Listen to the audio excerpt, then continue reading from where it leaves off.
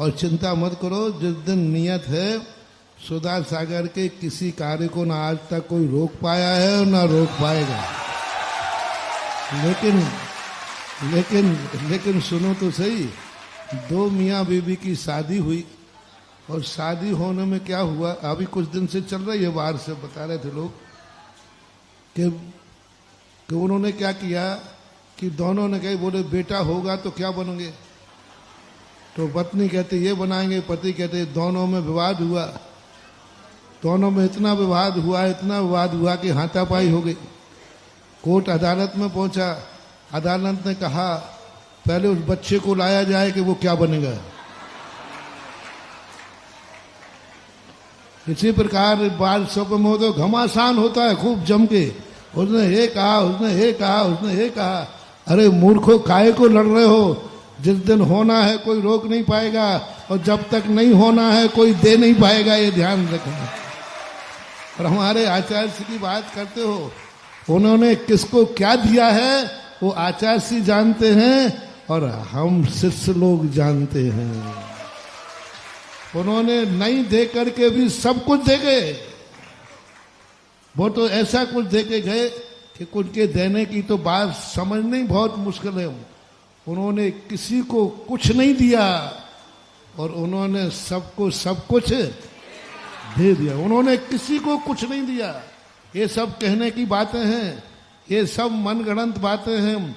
उन्होंने किसी को मोटिवेशन बनाओ, उन्होंने किसी को कुछ नहीं दिया और उन्होंने सबको सब कुछ दे दिया। बस यही है। चर्चाएं करते हो क्योंकि यहाँ की चर्चा, मैंने कहा ना, यहाँ की चर्चा होते ही लोगों को घबराहट हो जाती है। यदि यह बन गया तो क्या होगा? ओ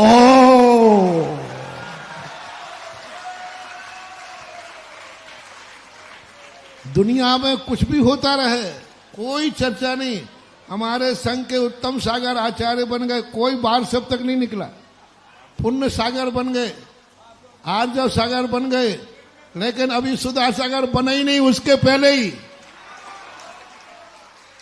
लोगों में खौफ है।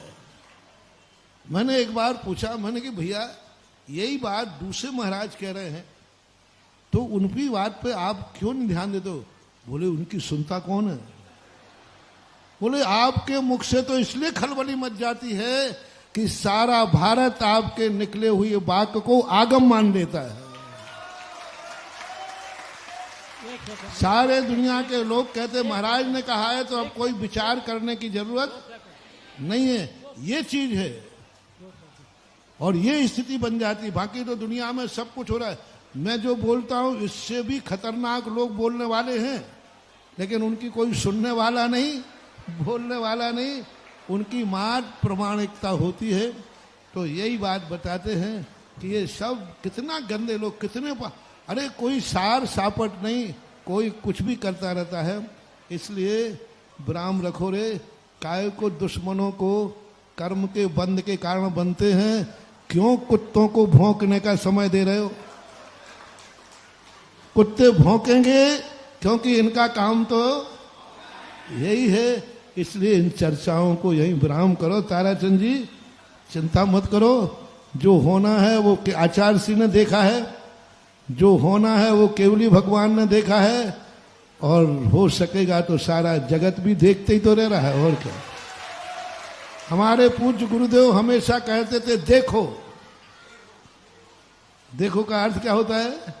देखो, तुम भी देखो, हम भी देखें, और सारा जगत भी देखो देखो देखो।